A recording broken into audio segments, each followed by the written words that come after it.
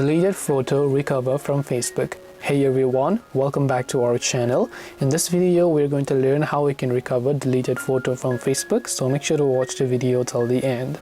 To recover deleted photo from Facebook, you can open up the Facebook application, then tap the profile icon from the top left. So let me delete a certain photo right in front of you. Let's say I want to delete this cover photo. So I tap the three dots option, I tap on move to bin, and then I tap on move, and then I delete it right completely.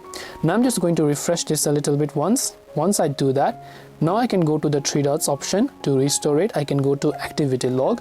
Under activity log at the very top you'll find recycle bin, so you can tap on recycle bin there.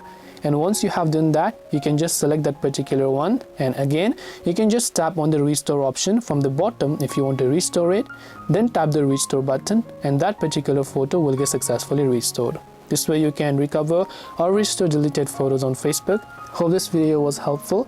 If you have got any questions, then feel free to leave them down. Thank you for watching till the end, and see you soon in the next video.